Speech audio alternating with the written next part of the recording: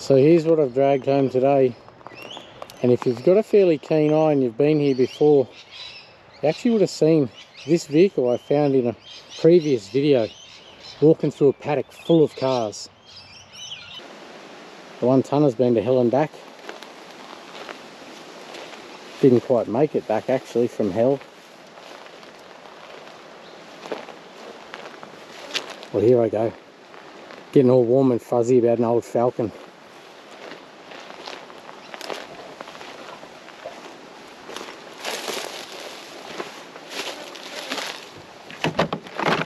She says she's locked, but she's not. Oh, bullshit.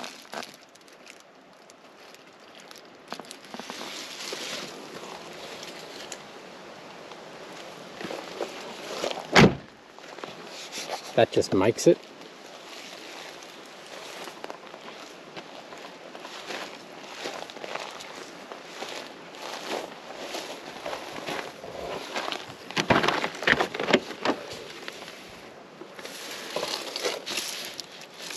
She an old Futura, is it? Futura? Yeah, over there on the dash says Futura. That is. Oh, I was going to say mint. Other than the piss stains and that there, it's mint.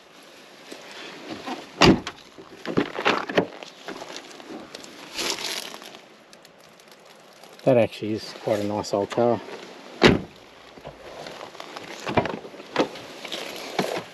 I wonder if this is 90... Well, if this is January 96 or older, we can now register these on club. Does that say 5th month 96? So this year, that's kind of hard for me to believe because that was the current model back when I was doing my apprenticeship. You can now register them club this year. Couple of little marks on this side, but other than that I think it'll clean up okay.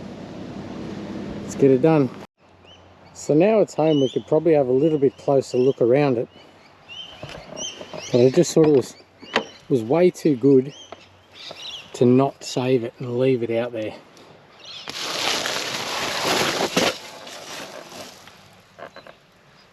The dash is nice. The interior is pretty good except for that. And that speaker's got a bit of a misdemeanor happening there.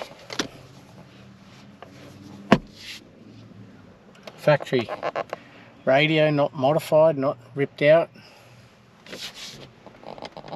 There's one thing I guess is missing. And the back seat's pretty good too. Other than cobwebs, I mean. Even the headline is not too bad. There's a little bit sagging there, but it's a shame about that, but anyway, we can deal with that. Oh, that's where that mould's from. There. I actually wondered what that mould was. Wonder no more, my friend. It goes there. At least it's with it, I guess.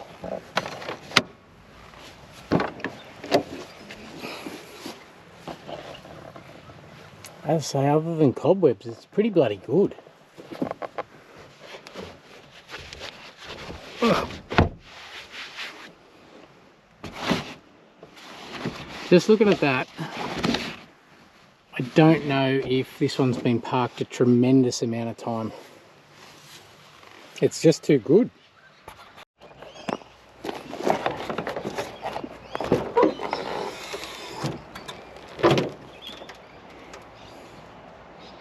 Really complete.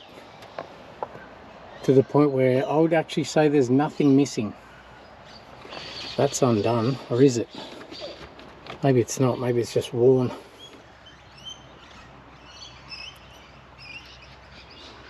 No super bad oil leaks. I can see a little bit of oil residue on the alternator there. I think that might be coming from that power steering. There, small issue. Yeah, power steering's completely empty. Little rocker cover leak there, but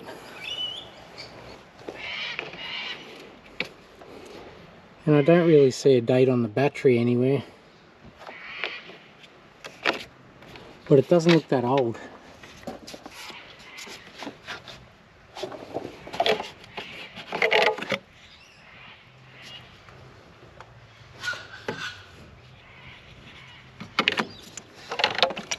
Brakes have still got fluid, that's a good sign.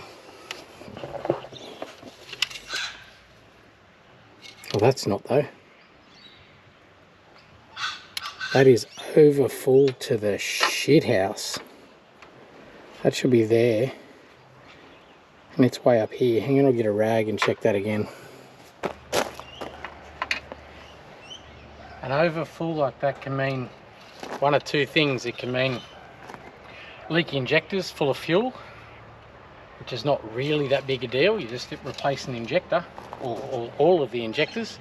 Sometimes even running them will fix them. Doesn't smell like fuel though. And the second thing it can be is water. And a lot of time, if it is, because the water sits on the bottom, so it elevates the oil level, and a lot of time you won't see it on the dipstick, because as you pull it from the water, the oil coats it. That is dead set up to there, so that is 65 mil, maybe 70 mil over full.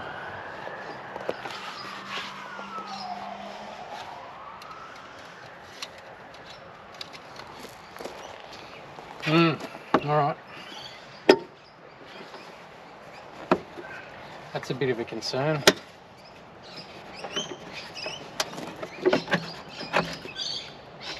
That's brand new.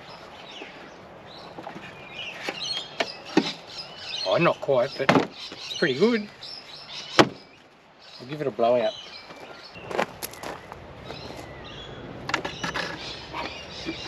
So a couple of little signs that it hasn't actually been parked that long. That air cleaner, although not perfectly clean, it still looks like the rubber on it still looks pretty new, and that battery looks fairly new as well. So maybe this one hasn't been parked long. I guess a quick rego check will tell me, but I like the ones that haven't been parked long. If they do happen to fire up from just fresh fuel, new battery, fresh oil, yep, hasn't changed. Don't know why I was expecting that to change. But if they do happen to fire up pretty easy, that gives me a lot more time to do, well, other stuff, other cool stuff. So let's check voltage of the battery. It says it's crap, but don't trust that. I'll put it there so you can see it.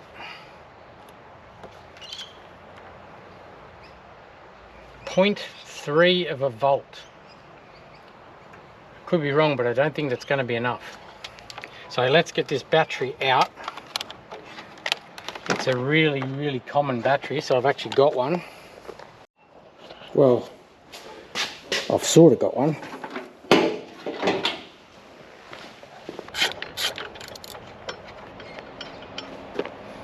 This car looks that original. I'm going to have a look for some books, because I really haven't gone through this thing at all. Oh, that was one thing I remember now. Looks locked, but isn't.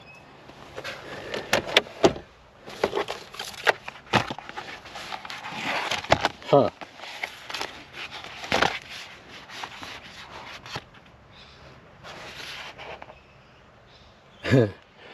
I was hoping for some books, but I got a bit extra.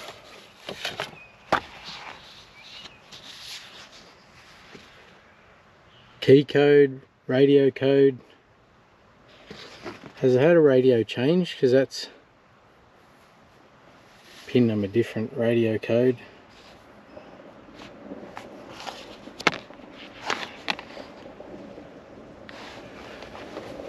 North Power, Narrabri. I wonder what that is.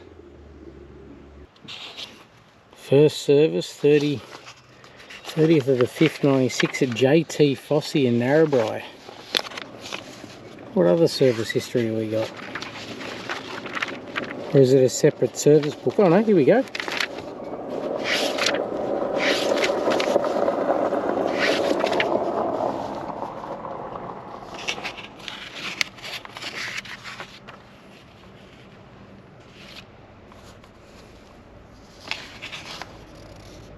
Port Macquarie. She did some travelling.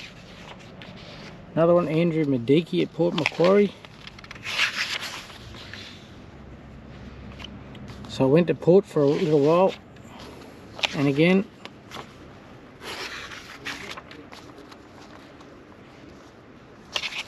so how many Ks are on this thing, do you reckon? I'll just keep going. Oh, the servicing stops roughly as it ran out of warranty at 100,000. JT, Fossey and Tamworth, and then nothing afterwards filled in. That's pretty common though. You find that after they're out of warranty, they just get their local guy or whichever. How many Ks you reckon? We'll get a battery in it and find out. Stop dicking about. I know that was a bit random halfway through fitting a battery. I wonder if it's got books, but I'm glad I looked. Unfortunately, sometimes that's how my brain works. I expected maybe a book, but not the factory cassette. Hope that cassette player works. Well, there you go. Look at this.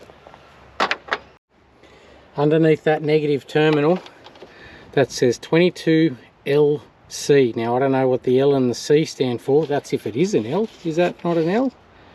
But you have to assume that's the year, 22. So this hasn't been parked that many years. What's that, 4? That's still too many years. I don't like seeing them in paddocks, especially when you can do something with them. Which way is that going to be? Is that the same? Yeah, jeez. Thought I shot myself in the foot already.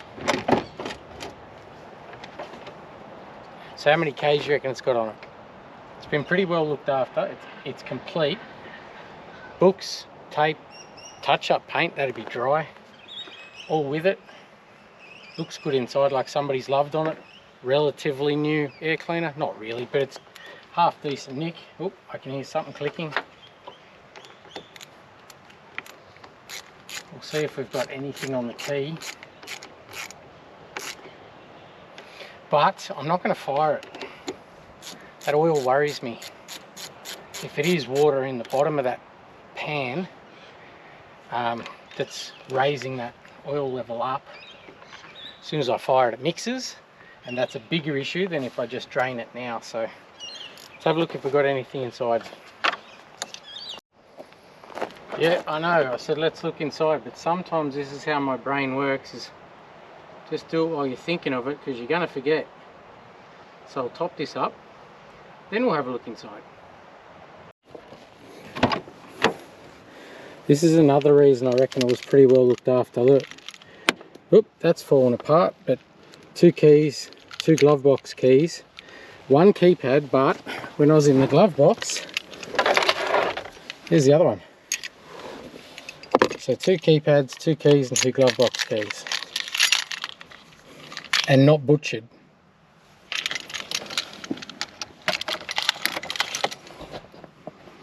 See what we get. Can I get the sun out of your eyes there?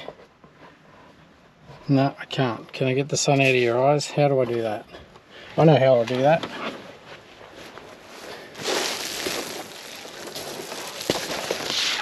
Look at me looking after you so you can see what's going on.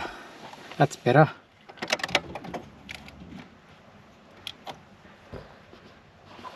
Righto, so we've got all the dash lights but no odometer. Oh yes it is, it's there. It's just really faint. See if you can see that. Can you see that? I was a mile wrong. That says I think it says 22, it's either a 5 or an 8, so 228,000. I was a mile wrong. I said 300. What's going on here? We've got a radiator low light on and a oh, what would that indicate? Where's that water going? Let's check that oil.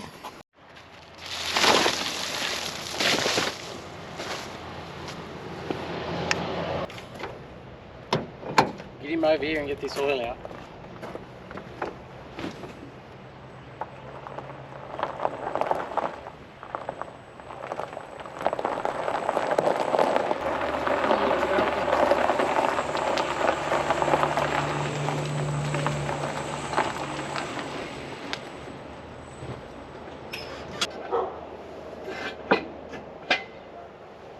Yeah, somebody's loved on this thing. Have a look under here.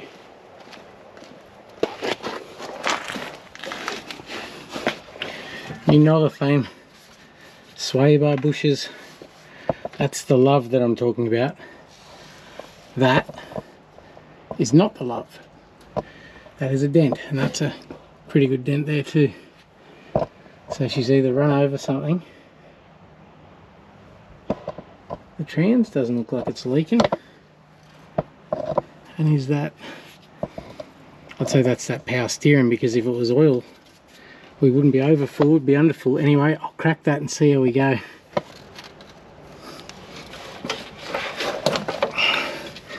So what do you reckon? Water or no water? If it's me, I'd prefer a hole in the radiator, hence no water, and somebody's just overfilled this, but no water. The water would come first, so somebody's, I don't think that dent is big enough to put it 70 mil over on the dipstick, so I think somebody's overfilled this thing. Maybe it did have an oil leak, maybe that's not power steering fluid, maybe it was leaking oil and they've topped it up and overfilled it, but that's a weight off my mind. There's no water, so we're looking for probably a radiator leak. I'd much prefer a radiator leak than a blown head gasket. Alright, let's stop dicking about, get this filter out and get it to run now that that's off my mind. Well, that's how over full it was. That's a 5 litre container. It looks like it's about a week overdue for an oil change, or 3 years, and it's still going into that one. They only should have about 5.5, I think, maybe even 5, but that one's half full. That one's completely full right to the spout. It's still going, but I tell you what, I'll take over full any day over crack that and a heap of water comes out. Because I know when you pull the dipstick you go, well, it's not full of water because it's not caramel, but if it's been hot, shut down, not started, it'll be separated in the sump. The water will be on the bottom as long as it hasn't been ran and mixed in. Possible. Anyway, my anxiety going way down. Still running though.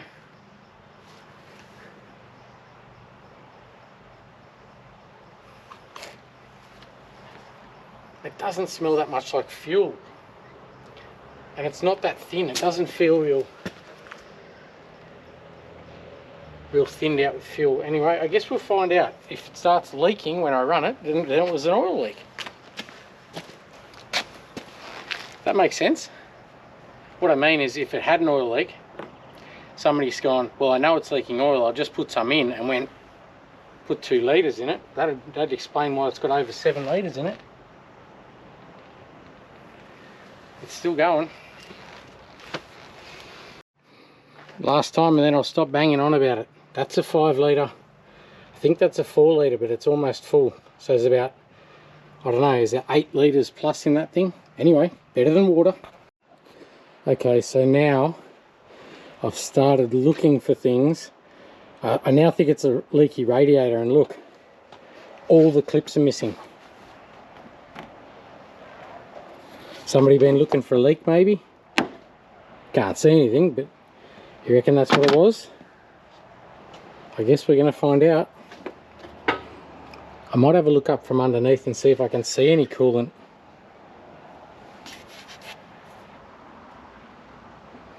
I'm just having a look for bearing material or a lot of glitter.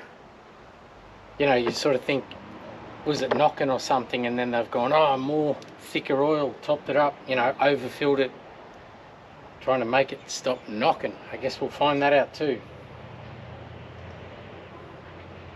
That's a rare one to find it that over full and not have any distinct reason as yet.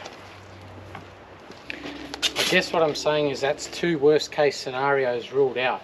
It's not a head gasket, and it's not, you know, there was no real bearing material in there, so it's not knocking its head off, or a massive lifter rattle or something they're trying to add oil to quieten it down or stop it. So this is a 4 litre container, but it was full right to the very neck. I buy it in 25 litre drums and then just fill this guy. So my point being is over 4 litres, probably closer to 4.5, and we'll see where this comes to on the dipstick. That's right, I'm clinging to this oil level thing. I'll give that a minute, I'll get him down off the jack. And then we'll fill it with water and watch the water just run out. Actually, I'd be kind of glad if it did just run out, because that'd tell me exactly where the leak is really quickly. Did the fuel gauge work? That'll be the next thing. I want to see how much fuel's in it, because if it doesn't have a lot of fuel in it, and let's say that battery said 22, so if it's, oh, I'll do a rego check. Let's just see when it was last registered. See the age of this fuel. Best case, 22. Even better, last regoed 23. So it's had a new battery put in it for its last rego.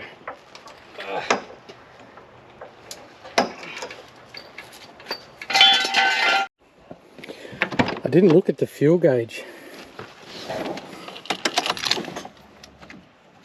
Next to nothing. Barely moves. I might dilute it, what's left in there, with a bit of fresh stuff. I've taken a punt on a, I wonder if this will work. Woo! I've taken a punt on a lot older fuel than this. End of 23 was last regoed, and you got to assume straight after that it was parked. It's only really 3 years. Anyway, I wondered if that was all noise, but no, it opened. This will be one of those ones where all the signs lead to greatness, and then you get the moment of wah, wah, wah. Fail. I hope not. Come on, baby.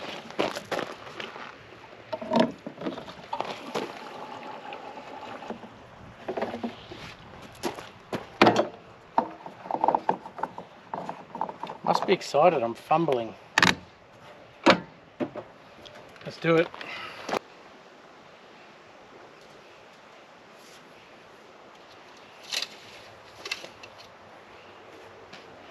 Can you see that level? That's actually over full at just over 4 and a bit litres. So this had twice the amount of oil in it that it needed. Righto, that's the last time I'm going to bang on about it, alright? Let's just see if we've got fuel pump. Let's check that. Righto. You turn the key, I'll listen to the fuel pump. That's not working. You listen for the fuel pump, I'll turn the key.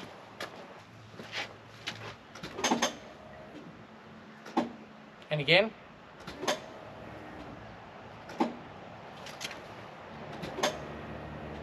I think I can hear it up here. Can you hear it? I'll see if that made any difference at all to that fuel gauge. Yeah, fuel gauge works. That jumped up further, doesn't it?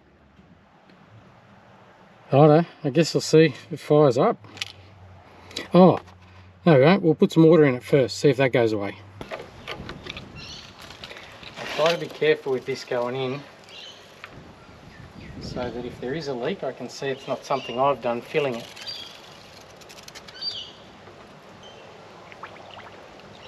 Yeah, as I spill it everywhere.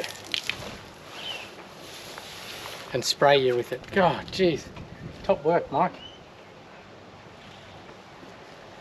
You right?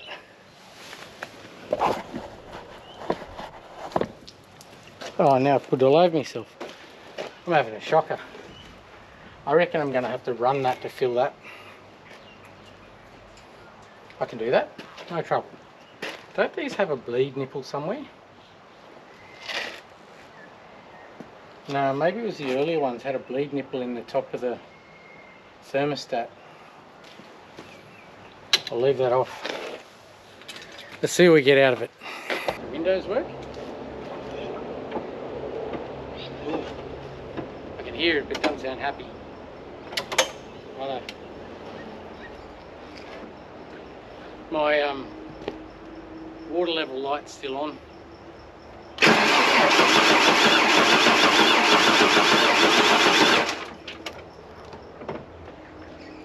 Didn't like how that galloped.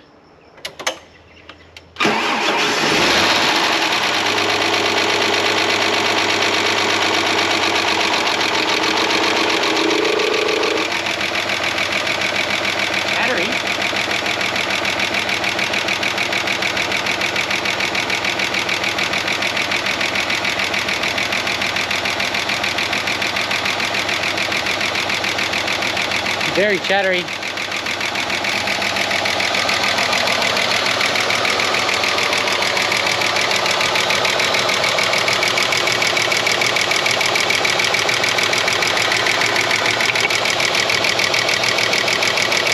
It could just be a stuck lifter.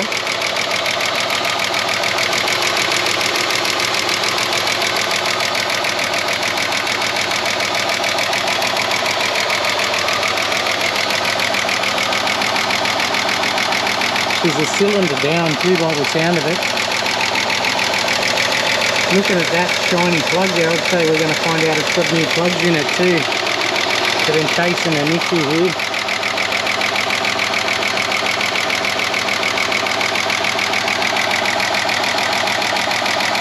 Very chattery though.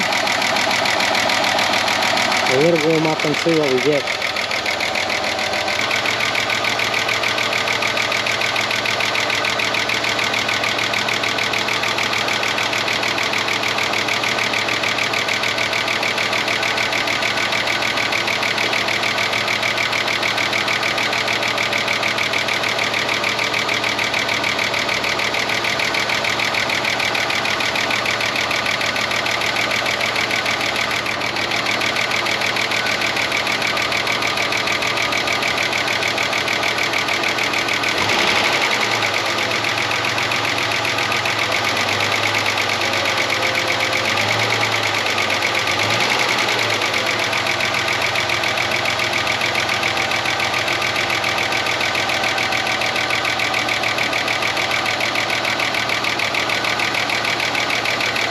I'll let it get hot and try and pump up that lifter.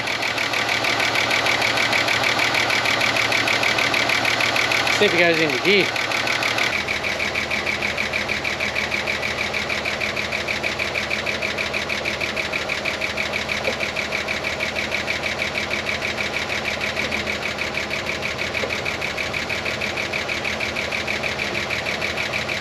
Can't get the window down.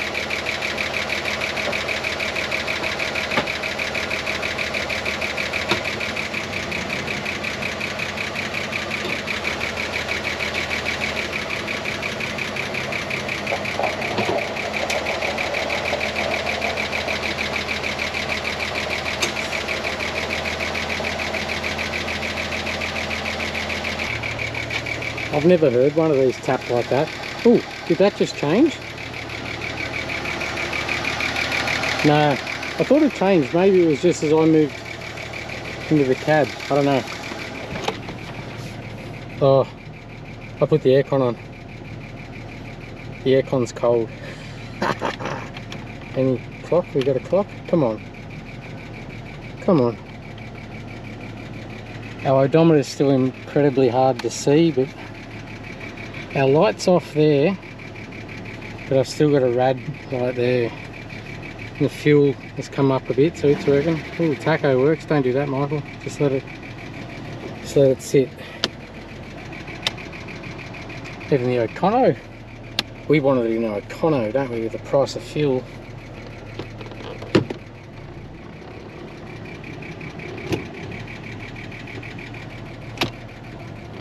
So I've got gears. Code, we have that. We've got code 4534, so we're going to go 4534. FM. Where's tune? Here. Put it on our local while we're warming that motor up. Oh. Oh, not my favourite. Turn that off. Might glue that back together. Is that getting any quieter, or is it just me?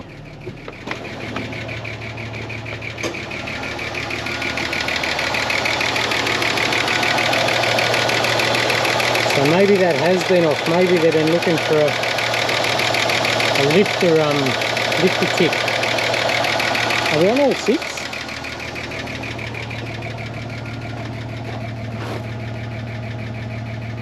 I don't know, I think we're on all six. Does that sound like all six? I reckon it does.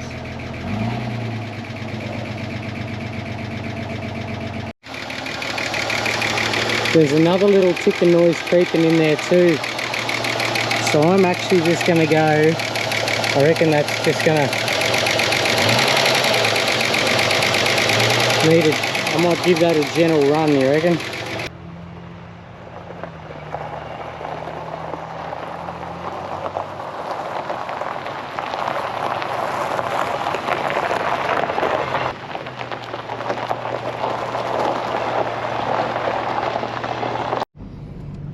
So we've got a couple of positives and a couple of negatives at the minute. The positive is the aircon works fine. The negative is ABS came on the minute I started to drive off. I can't really tell. I can't hear if that ticking stopped or not. I'll just get it up to temperature. It's just below temperature now, and I won't rev it. I'll just let it do it through heat, not through RPM. Sort of hoping my clock would work.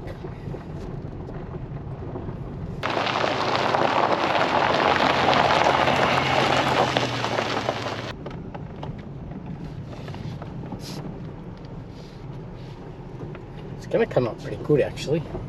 I like driving this with my aircon, don't often get that.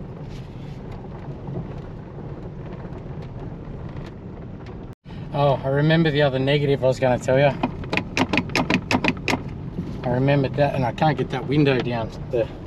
I can hear it wanting to go, but the window's not moving. I don't want to force it in case I break the motor in the door. I'll start pulling down on that, and I'll get the other half to work that. Free it up, maybe some silicone here. Stop rambling, Michael, keep driving. It looks like it's as high as that gauge wants to go. I might duck back just in case it's not going any higher because it doesn't have enough coolant. Water in this case, but we'll see. I could drive this all day. It's lovely.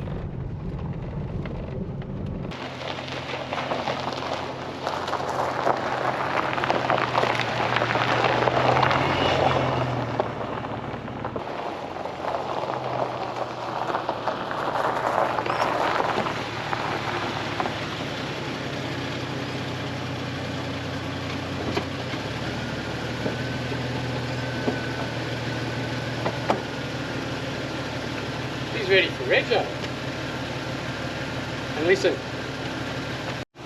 ready for rego, except you can't get out of it from in there. But listen,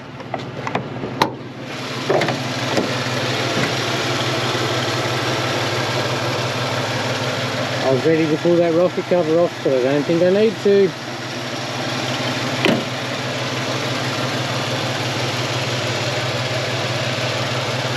Oh.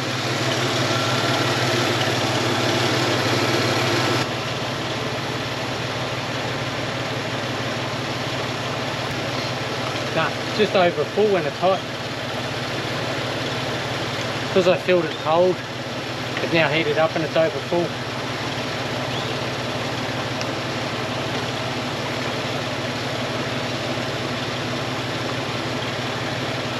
And it's full. I don't see any water or anything dripping out. There's there, but I just opened that I just opened the cap, so that's where the overflow goes, straight down there. The fans are on. Yeah, they're on.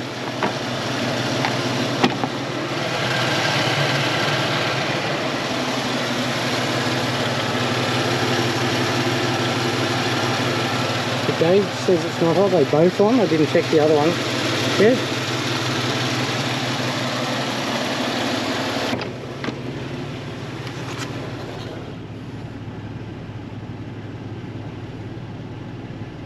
She's normal, aircon's working, happy days. I might just check what works lights while it's running to hear that. I'm walking away, he wouldn't have heard me. I'm going to check the lights.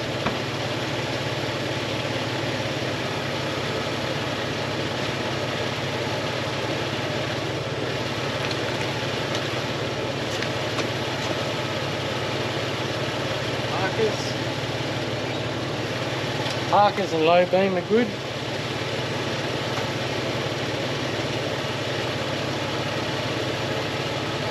being good.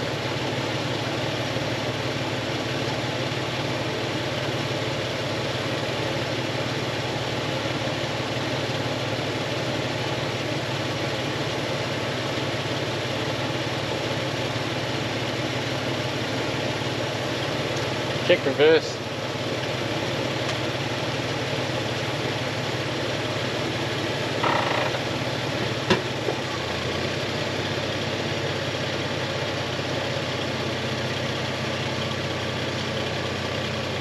No reverse lights.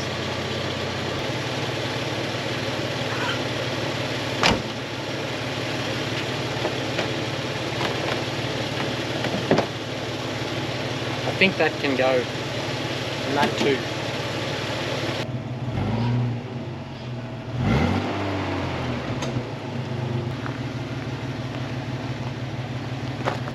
I thought it sounded like it had a bit of an exhaust note. Nope. Just a hole in the muffler.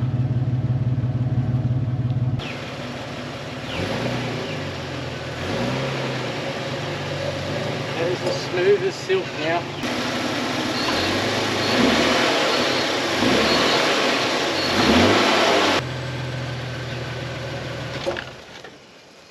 Love it when they come back like that. Let's do a list. Halfway through day one, and we're doing a list for Rego. I love it. I do like it when they come back like that. And I mean, it was only sitting for 3 years. I'm not saying it was parked for decades, but it still didn't deserve to be in a paddock. New radiator cap. I can see the overflow pushing water out from here. So rad cap. Driver's door doesn't open. No reverse lights. Driver's window. Both windows actually, both front windows. ABS light. Get rid of the poppy speck bonnet guard. I've only got one hubcap. Otherwise I'd probably put hubcaps back on it, but I've only got the one. Maybe do something with the wheels and the stance, but I think we'll get it ready for Rego first. That might do us for now. Rad cap, driver's door, reverse lights, both front windows, brake lights, check them, ABS lights on and bonnet guard. And then wash it and polish the absolute crap out of it. Let's get into that. It's only early, not beer time yet. I know chicks dig them and everything, but the bonnet guard's got to go. Not to mention it's kind of broken. Oh no. Yeah, it is kind of broken.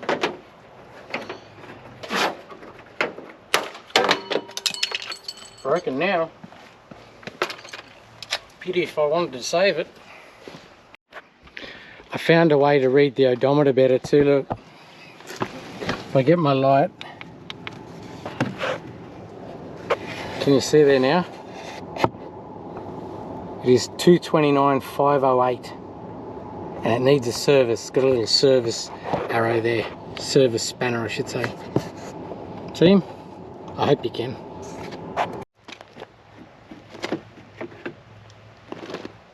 So brake lights are working. I wiggled the fuse, look.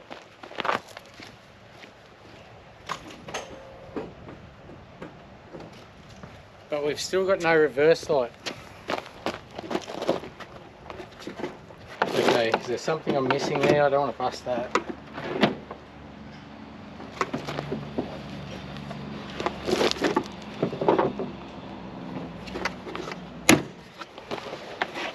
Yes, there is something you're missing. They don't come this way, they go that way.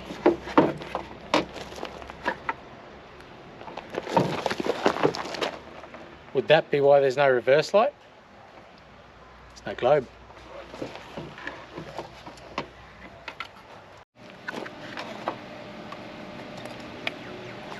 I'll set it there so I can see it from the front.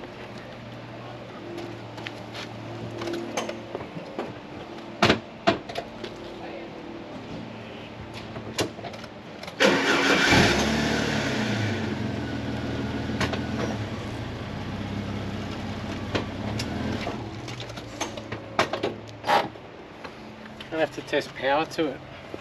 If I've got the ignition on there and it just in reverse, it should be working. Like you shouldn't have to have the car running. Let me check if we got power. See, that's not showing me anything. I think I'm going to trust that more than the multimeter.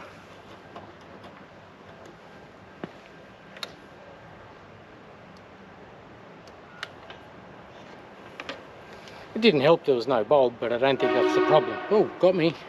It's not the problem. First thing I'll probably do is check a couple of globes. Make sure I'm not chasing my tail for no reason. That's a better place to put them. Perfect, made for it. So I just got two little homemade leads. One on the negative and one on the positive, and then all you gotta do is tangle it up so that you can't ever untangle it. Touch your negative on the outside of the globe, like that. Positive on there. So that one's good. Put that there so you mix it up and have to do it again.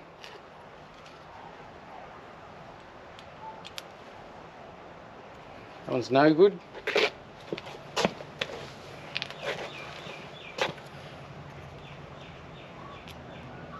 That one's good. So we've got at least two good globes. Three good globes. Alright, so now I know my globes are right, we can go back. Okay, so that guy there says reverse lamps, right? So with that fuse out, we've got power to there. When I put that fuse back in, and it's hard to get it in there but still get my end in, then we've got power crossing over. So the fuse is fine, it's transferring power. And what I did then, I just left it in reverse and tried to turn the key to see if the neutral switch on the shifter was buggered, you know what I mean? Like if it's not detecting what gear it's in and therefore not turning these on. So I'd say we're not getting power sent to these bulbs. But we know the bulbs work, right? So they can go back in. Get out of my way. And boot struts. Yep, boot struts. I'm going to I'll leave that for the minute and get a wiring diagram tonight, because I don't want to mess around pulling consoles out if I don't know what I'm looking for. So I'll get a diagram, we'll move on to, I don't know, what was next on the list. So we're narrowing it down already. Bonnet guard is gone. Brake lights are done. ABS light, I'm going to call it good. All I did was clean that connector there. I actually don't think it has ABS. Anyway, rad cap I've got to buy, driver's door, reverse lights, I want to get that diagram. So we've got get the driver's door to unlock and power windows to work in the front. Let's get a door trim off.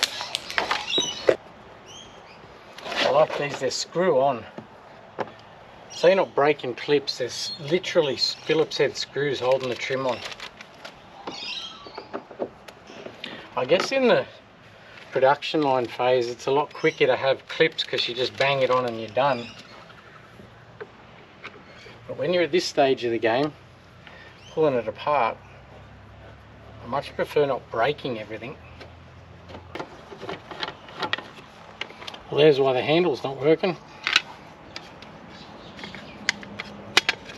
She's come out. The clip's busted. Oh, and bent.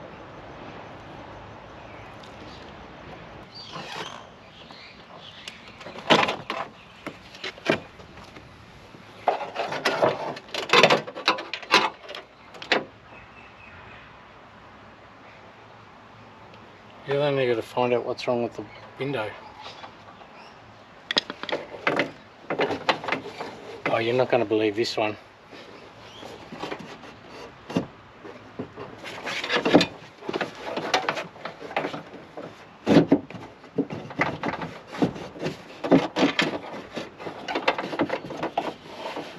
Remember I was trying to pull it down, I could hear the winder, I could hear the mechanism.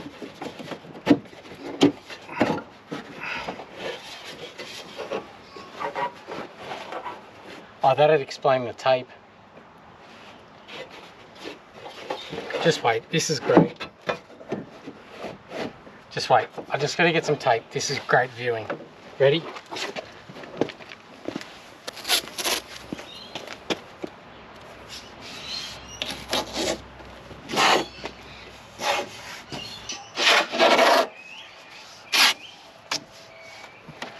Remember I was trying to pull down on the window, get someone on the switch.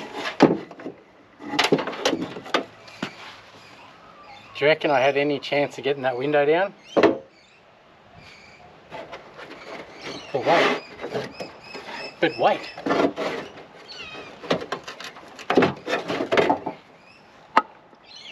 That's how you hold your window up. Can't make that shit up. So that would mean I need a new window reg of some description, don't I? I assume it's those pop rivets.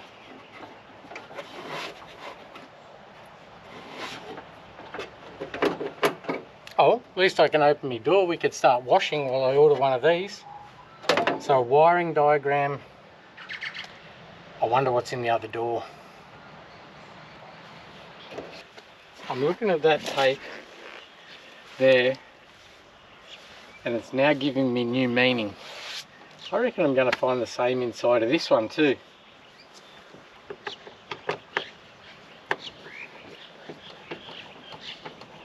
It's got a lot of trouble wedging it in there, then putting it all back together. Am I going to find out that mechanisms are like 3/4 of the national debt? Is that why you do that?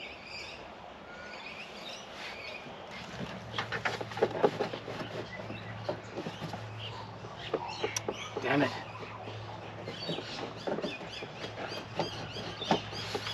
The door lock is busted.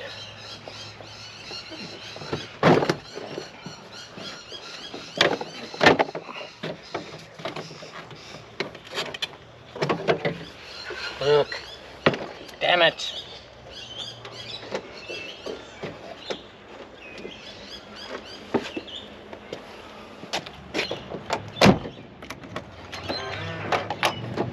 Still works. It's just broke the rod. That little fella should have threads on the top of it, and it goes up into the top of that button. Up into there. Wonder if I can get one.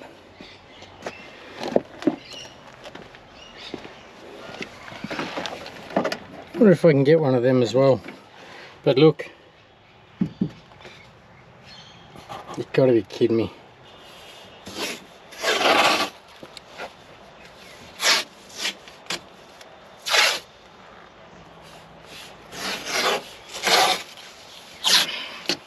I guess there's one thing, if it's a common problem I should be able to get some.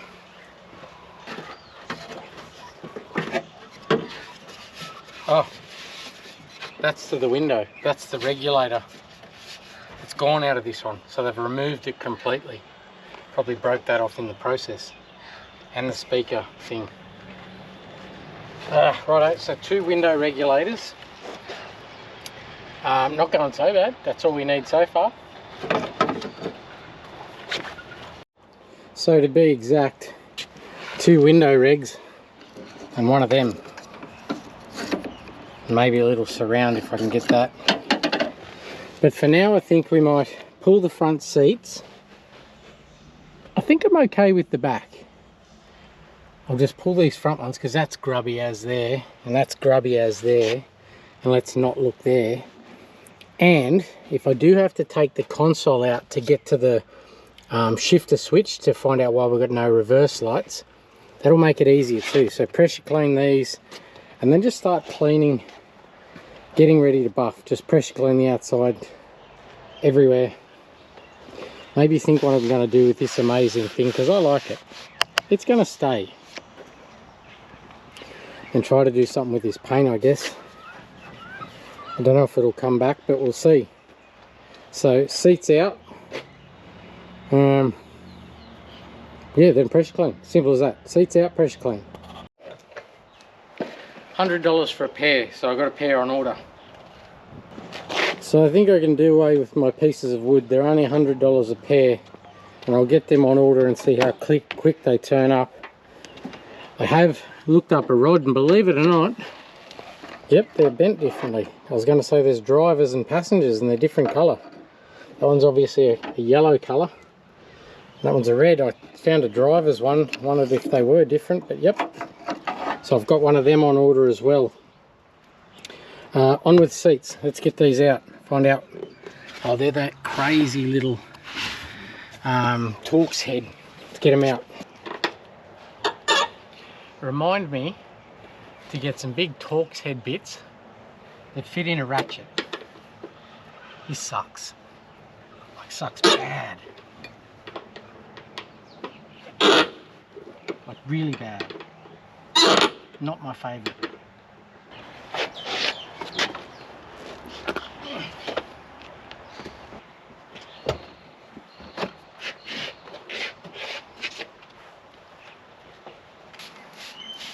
This is just workshop degreaser, nothing special. I just let it soak in for a minute and then just hit it with the pressure cleaner, get all that filth and grime out of all the stains. It really is a shame about that. But anyway, we'll make them as good as they can be.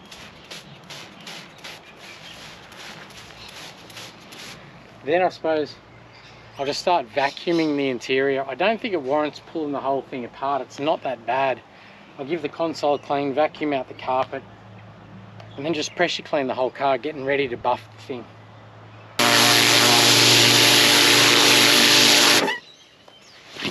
Look at the difference.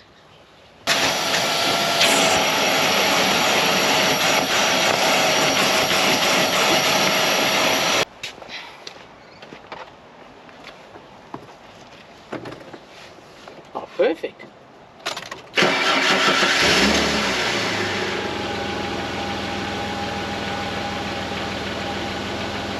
Hey Dash, let's have him come back.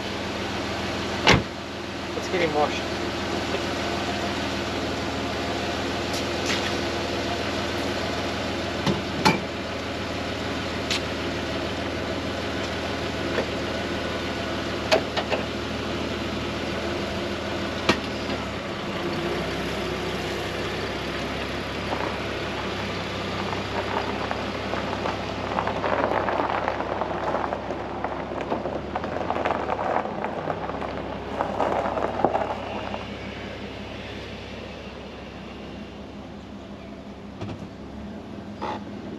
I want to try and gently get in around the doors too for this type of crap.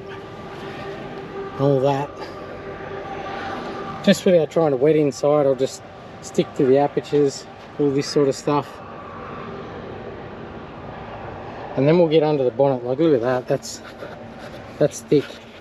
That's been there for a while. So I hope I don't blast those bars too much worse, because I don't really want to do any paint work right at this moment. Let's get into this pressure cleaning. I'm actually pretty happy with the inside of the doors too, look. They're very, very clean. Same with the pillar.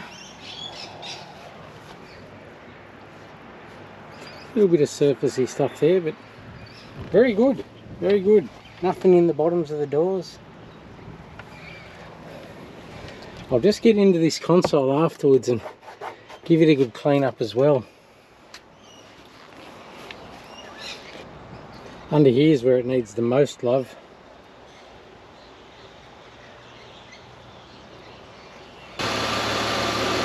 Oh, sorry little spider.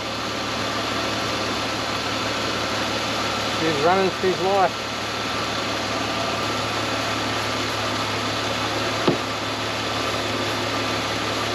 I could probably take that off, couldn't I?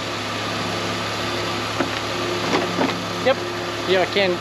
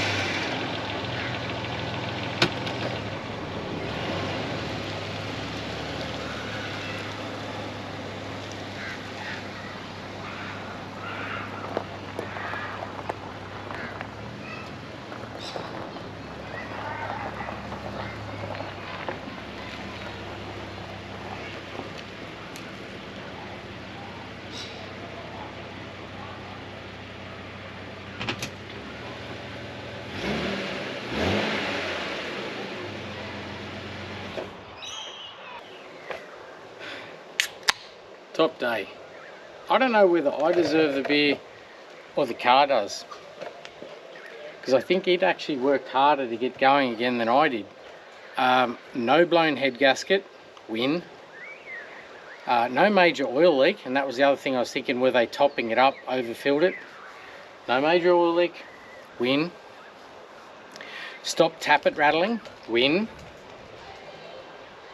The window regs. That's the only thing in the back of my mind. I'm thinking I can't get them overnight. I've ordered them. Are they 2 days? Are they 3 days? I don't know. The seats are going to need a couple of days to dry, so that'll work in okay with that. Tomorrow morning, now that it's cleaned, it is just buff the hell out of it. I'm going to start, I don't know, start with one panel and see how good it goes. I don't think this is going to be a patina car. It's not going to be perfect on the roof, boot and bonnet. It's still going to be pretty terrible. I'll show you. The only positive I can say is it's not peeling. But see all that blotchiness? I don't know if that's going to come out or not. That we will find out in the morning. And it's everywhere. It's like, is it tree sap? Is it something like that? I don't know. We'll see. And it's on all 3 panels. That one's still wet, so you can't see it. Hopefully it comes up like that. But it's like that for now. So I guess what I'm saying is I'm at the end of day 1, and I'm already starting to think about stance and wheels. These are not an expensive car, right? So here's where my head's at. These are not an expensive car, and I want to keep it that way, because there's no use me throwing 2,000 bucks worth of wheels at it. It'll look great, but it won't be worth that much. It won't be worth $2,000 more than the car is. So I'm torn. Here's number 1. Do I paint those wheels silver?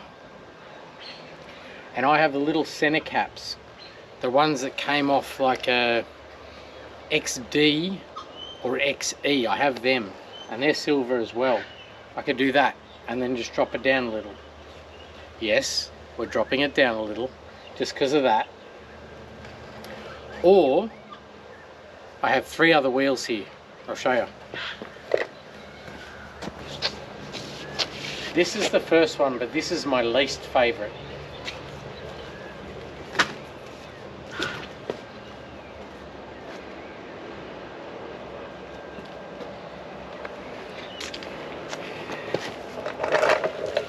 It's an 18-inch, I don't know, it's rolling away. I don't know. Anyway,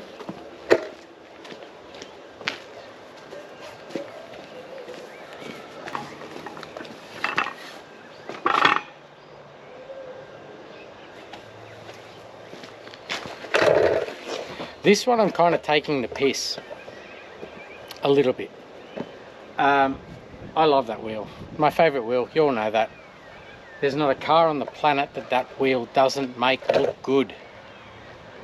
But I think if I put the same on the back in a wider rim and dropped it down a little, it'll look great, but it'll actually look a bit too tough for what's under the bonnet, which is a stock 6-cylinder. That's sleeper material, especially with the visor, which is completely cool. But this is the one I probably think I'll go with. If I don't paint the wheels silver and put caps on it, I'll show you the other one.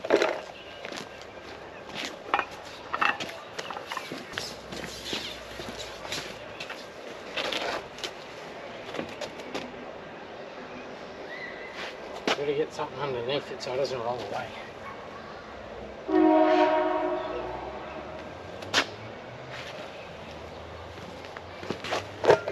There's that one.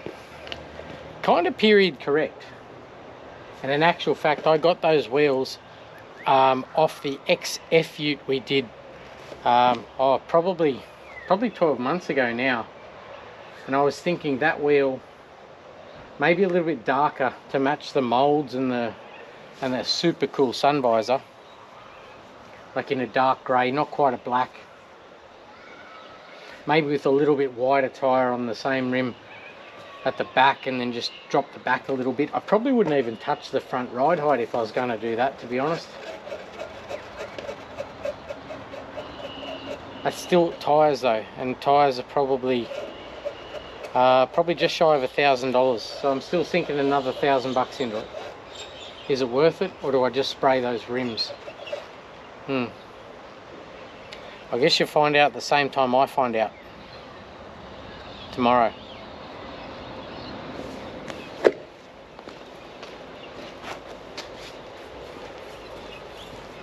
Anyway, I guess what I'm saying is it's a pretty good day when at the end of the first day you're already thinking about stance, wheels. Tomorrow morning is buff the paint, clean up the console and the dash ready for the seats to go in when they dry, and oh, the exhaust. The back muffler is rusted completely out, but it's still got two more on there. We'll get it on the hoist tomorrow and I'll show you. It's got two big mufflers under the car. I'm just going to cut that one out and put a piece of pipe in there. I don't think it'll be loud with two other mufflers. Well, it's not loud with a leaking exhaust now, so it's not going to be any louder, is it? Does that make sense? Yeah, of course it does. Anyway, I'll see you in the morning. Good start, top start. Yeah, I know, I'm still here. It's a big decision.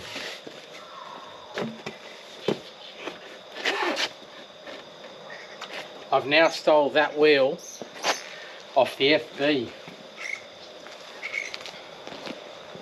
If you remember, this is the FB with the Hilux chassis, and it has Ford stud pattern. And those wheels I put on this thing, but only to get the spacing right. They're a BA Falcon offset, because the Hilux chassis has, you know, same stud pattern as BA Falcon. I hate them on this car, but they serve the purpose just to get my spacing right. But I'm not sure I hate them on this car. I'm not sure at all. I'm going to leave that there until morning and see what the daylight brings. I think I like the darkness with the molds and the visor that I'm going to redo. Righto. See you in the morning. So this morning, before it gets too hot, we're going to get stuck into buffing. And I'm just using a foam pad. I think the different colours determine the firmness of the foam. And the spray bottle's just regular old water just to keep it moist. That goes back to what I was saying about before it gets too hot. If you're buffing in the direct hot sun like late afternoon, you'll find it dries your compound out, and you'll get more swirling. So I'm going to do the shaded side first, then probably flip the car around, and if it does get too hot to do the roof, boot and bonnet, then I might even pull my shade out, or maybe even move the Monaro out, move him out, and we'll buff it in there perhaps. But for now, I'll get down the shaded side and we'll see if we can't get something done. But it is a good idea if you've got a lot of black molds like these, run tape along them. That way you don't have to be as careful when you're buffing up to that edge. And if you put compound, irrespective of what color, obviously I'm using a white, it's really hard to get off that black mold. Same with these. They're plastic. If you hit them with the buff spinning quite quick, not only will it leave a white mark, it can actually burn them. You'll leave a funny little burned gouge.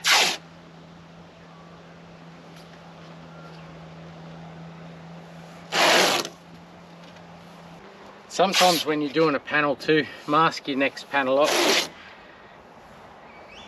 Because if I'm doing that top edge and that bonnet's sitting up the way it was, you'll have more pressure on the buff hitting the top proud edge, and you can buff straight through it. So you can mask that off. And the other thing is, get your head in a spot where you can actually see what you're doing. Like, look at a reflection over there somewhere in the panel.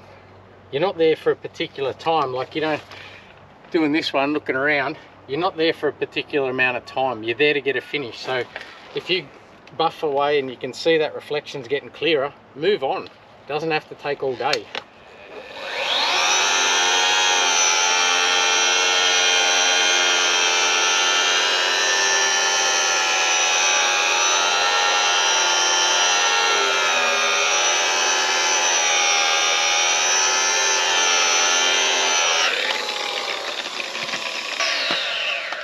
show you what I mean. I didn't cut away then. That wasn't, you know, 15 minutes work. That was literally, you just saw it count the seconds. And look at this. So look at the reflection of those trees there. You can already see that's about as good as it's going to get, so move on. It's obviously a lot better than there, where the reflection's distorted and scuffed, or even there. Let's get it done. Stop talking. I'm finding a lot of little bits of tar and stuff like that, so I'm just using wax and grease remover and just wet it on, more or less soak it, give it a second. There's another big one there. Give it a second and then just come back to it, and it should all just rub off. Don't think that one is, that's a stone chip. Let's see that one there. It's coming off that bit there.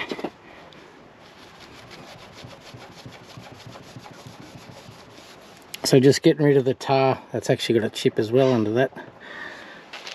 So it's just a generic wax and grease remover or Prepsol. Just wet it, give it a second to soak in. Get rid of all your tar. Probably the biggest mistake that I see is people using way too much compound. If you're putting a lot of compound on because you're thinking, oh well, I want to polish it, I want to cut it, whatever, and you're seeing it's flicking everywhere and you're getting white dots or whatever coloured dots all over everything, you're probably using too much compound. That's what the water's for. There's plenty of compound still right there. So if you get to the point where you think you need to dab a bit more on, maybe even on your pad, and just go a little further.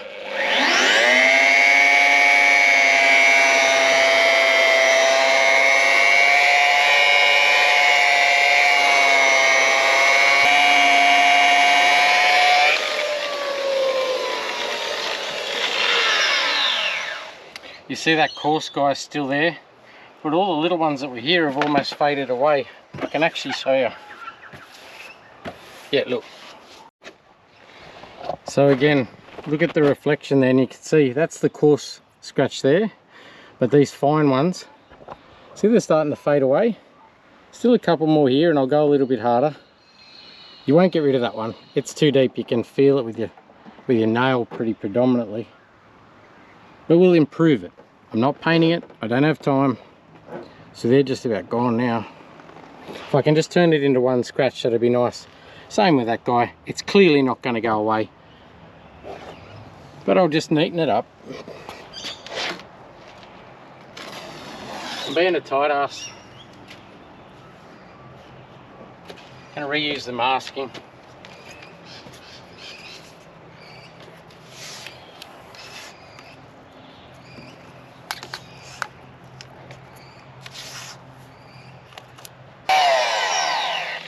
Righto, so here's the tip for you. I was just about to go along the edge of that sill and I see I've missed a bit.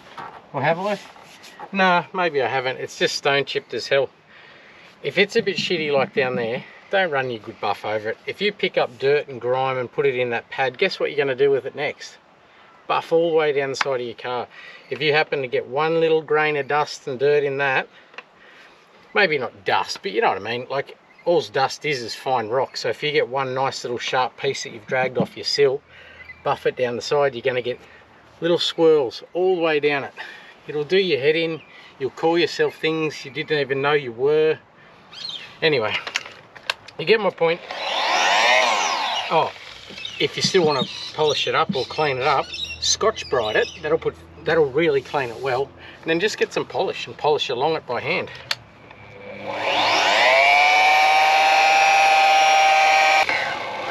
And yep, I am buffing over the top of the door handle. It's painted as well.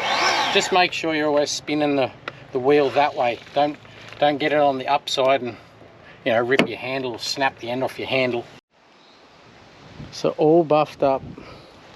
We've done a preliminary wash, but next thing I guess is get in and get that exhaust fixed and maybe do something with the ride height on the back of this, but we'll get the Monaro out.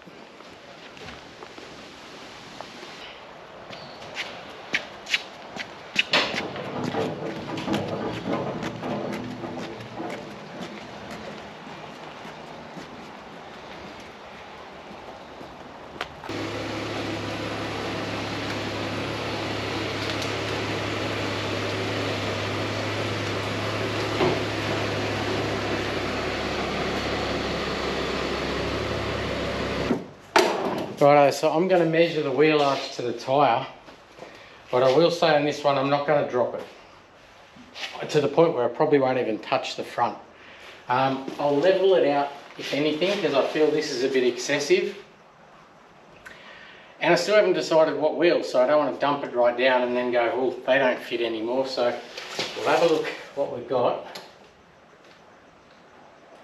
70 mil. I would like to close that up to, I'm going to say 40. What's the front? 50 mil. So there's 50 mil gap on the front, 70 on the rear. I reckon I want to take 30 out of the back and that's it. So I want to trim them, not lower the car, just get it to sit flat. Have a look at this paint. I'm happy with it. It's still blotchy, don't get me wrong. Have a look at the fluoro reflection on that. There's marks like that you're never going to get rid of. And that. At least it's shiny now. Doesn't look like it lives in a paddock anymore.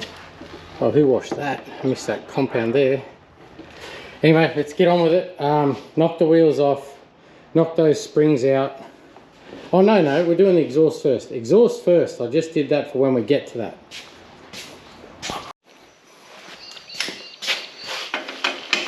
Why I'm undoing the wheels when we're doing exhaust, because while we've got it in the air, I am going to paint these wheels silver, kind of like a chaser, because they don't have any hubcaps and I still haven't decided what I want to do. If I paint them silver, put them on and go, nah, that ain't it, then I know to keep looking. I might put them back on and go, yeah, that looks great. I'm going to put that little center cap in as well.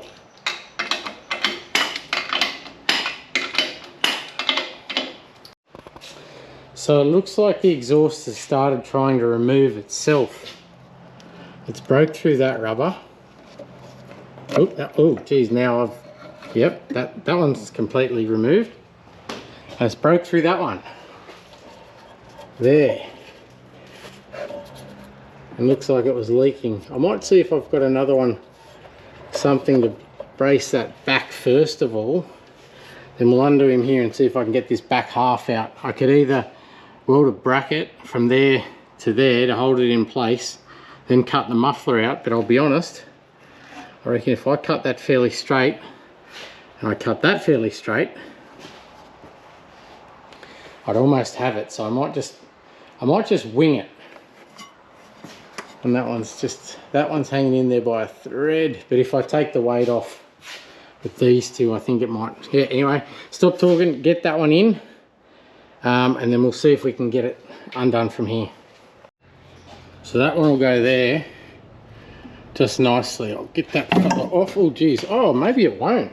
Maybe that's a different eyelet. Yeah, that's a different eyelet. I thought it was the same top and bottom. Where do I fling it to?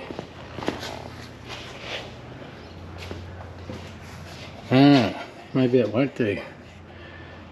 They're all like that too.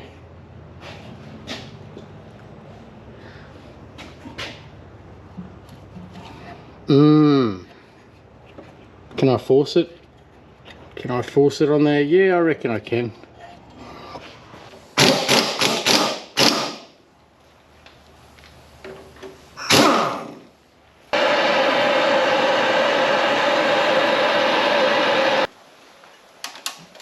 Oh, here we go. Yeah, I've got the tiniest bit of movement. Watch it there where it's hot. Right, there we go. Here we go, here we go.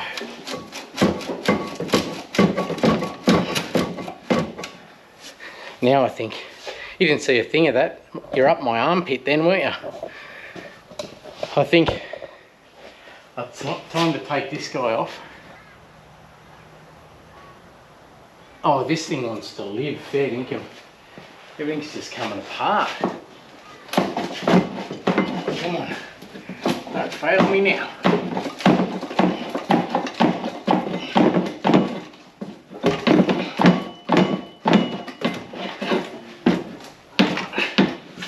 Get back up in there.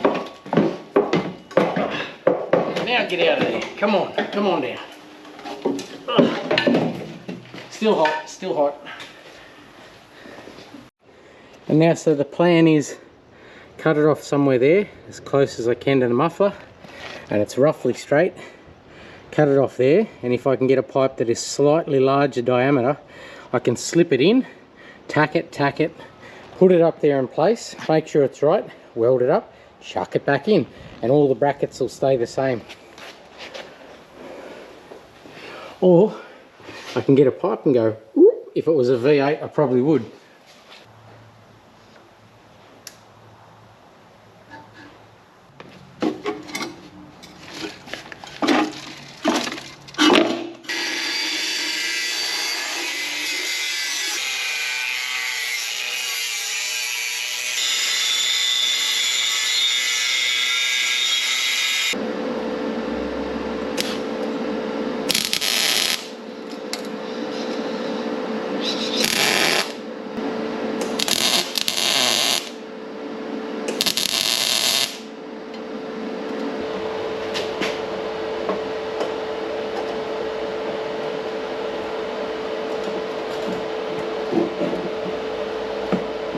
Oh man, if anything, that tailpipe, it's not going to be centered no matter what I do, because that bit I haven't changed. I don't know whether that bracket's bent or what, but that's good enough for me anyhow. Out it comes.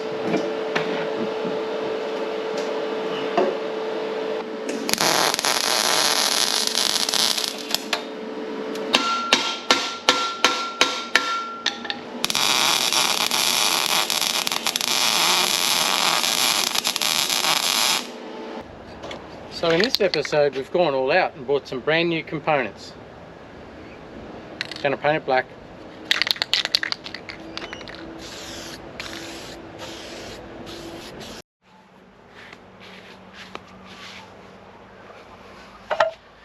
And that, my friends, is where it all turned to shit. Not really, the video didn't turn to shit. I actually completed the video. It was a 2.5 hour video. But what I didn't realize is when I exported that video from my editing program, it didn't export properly. And the process goes, once you export the video, this is getting technical now, export the video, you match up how long the video is with your exported product, and then you move all the raw footage out of your hard drive to free up space because you don't need it. What I didn't realize yesterday when I put up a Facebook post that there was a new video tonight, it had only exported half of it, about an hour and 13 minutes. Basically cut it about an hour off the end of it. And the exported product literally said correct time at the bottom of it, but when I went to play it, after I found the problem, it said this.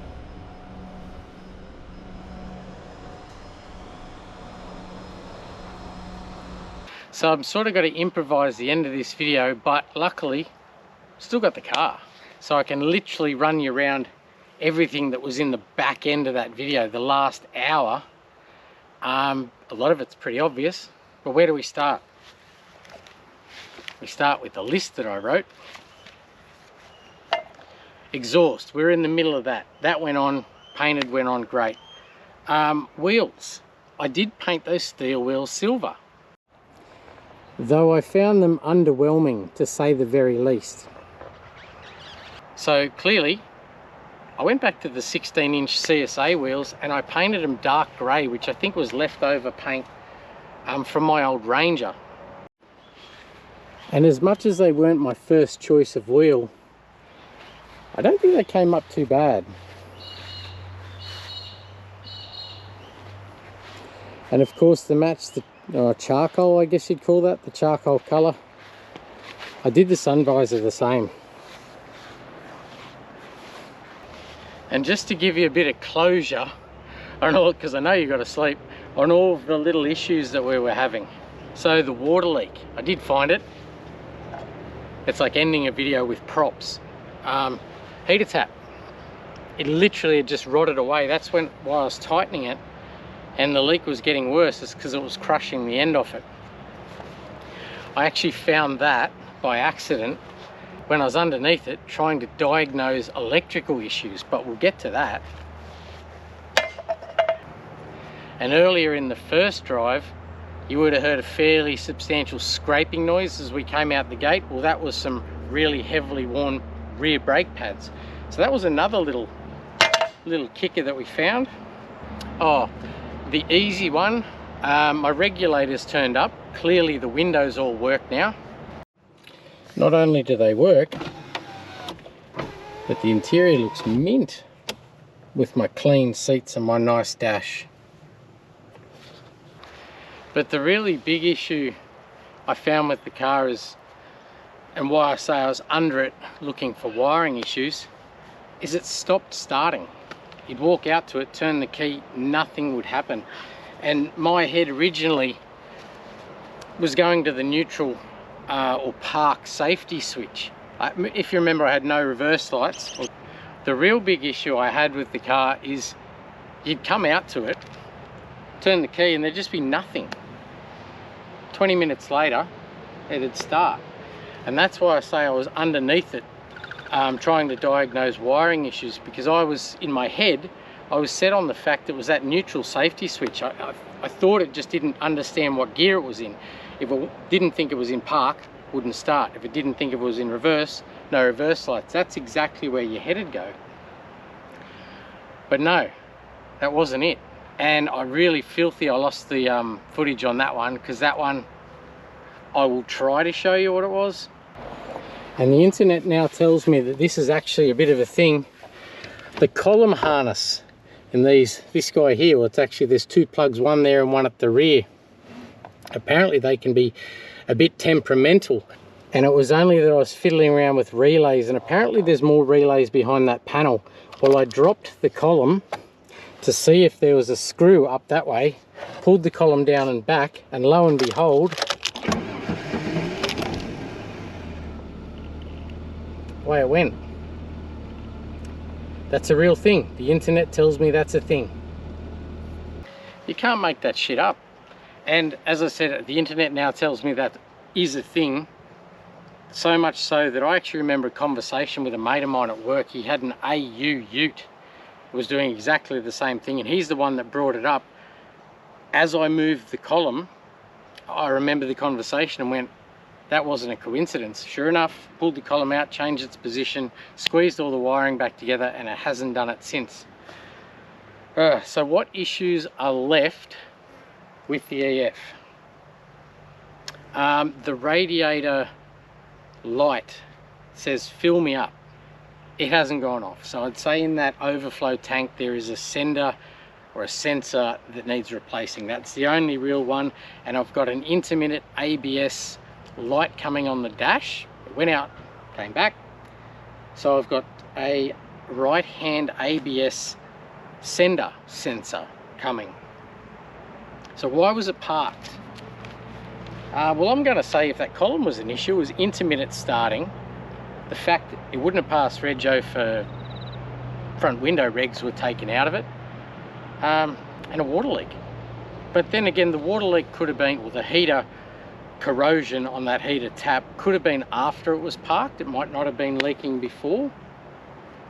So I'm just going to go, yeah, it was intermittent starting and wouldn't have passed rego. Probably wasn't worth repairing. It's not worth a hell of a lot of money.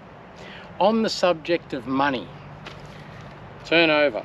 What did it cost to drag a car out of the paddock and put it back on the road? Because I don't know if you've noticed or if you can even see, it's got rego plates on it. That was all in the end of the video. A couple of bushes was the only thing that it needed after those repairs we've been through, and it passed the pink slip for historic rego. As I said, it's 30 years old. So what did I spend? If I go through a list, it is new battery, fresh fuel, a door lock rod. Remember the door lock rod was broken? The window regulators, a couple of them, the exhaust rubbers, like the hanger rubbers, the heater tap. I did some generals like the wipers and the rear shocks were shot. I did end up blowing in the rear a little bit, only a little bit. Rear shocks, brake pads, for a grand total of $1,340 plus what I paid for the car. Now, whatever you want to take a guess that I paid for the car, but I can tell you it wasn't as much as the repairs. Plus going to pick it up, the fuel for that, it was probably about the same. So if you doubled that, you'd be pretty accurate at what I'm in the car for. And on that subject, I guess, that's the bit I kind of like with this thing. You're not in it for $1 million.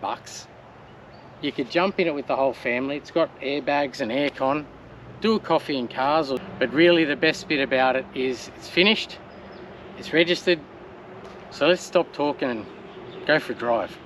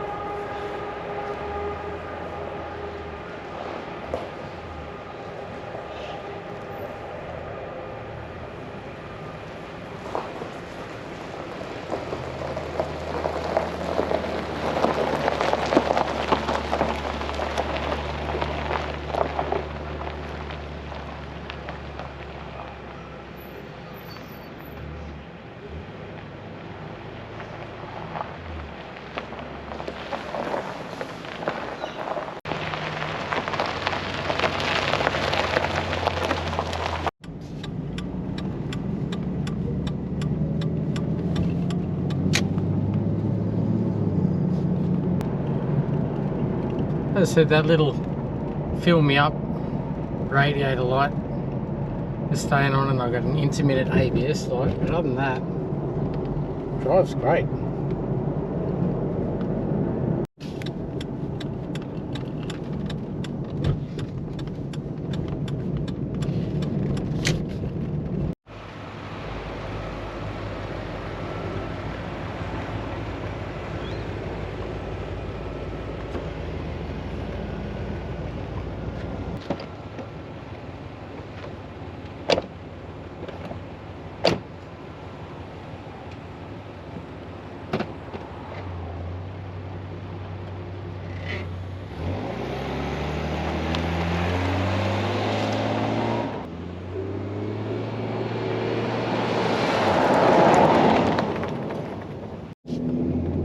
Probably one point I'll make about these things, I was surprised it didn't need a little bit more, like tie rods and ball joints and things like that, but I guess that's why I try and keep it simple.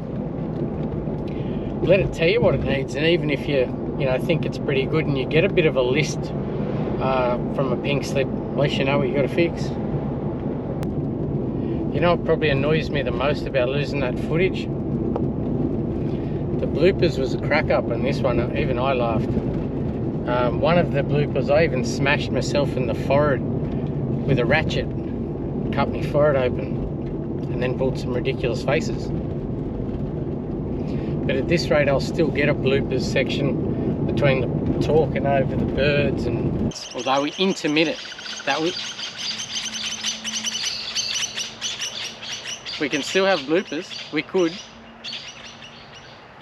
Oh, there's shit all over that.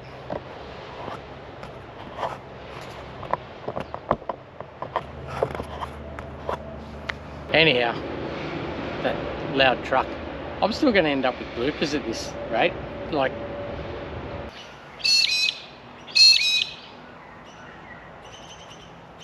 I swear to God, they see that camera and just, there he is, let's get him. It was silent a minute ago.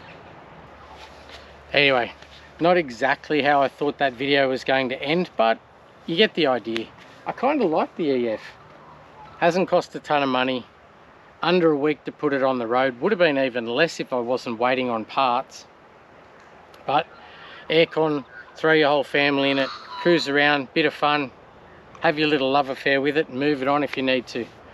The thing is, I will be selling this one, and by the time you watch this, there'll be a link on our Facebook page. It's just Backshed, all one word, on Facebook, and it doesn't owe me a ton of money. Anything I get for it clearly will go to the Junkyard GDS, which is back soon. Anyhow, probably not the sort of thing I'd normally mess with, but I actually enjoyed it. Anyway, I'll see you next time, and thanks for watching. Thanks for watching something a little bit different too.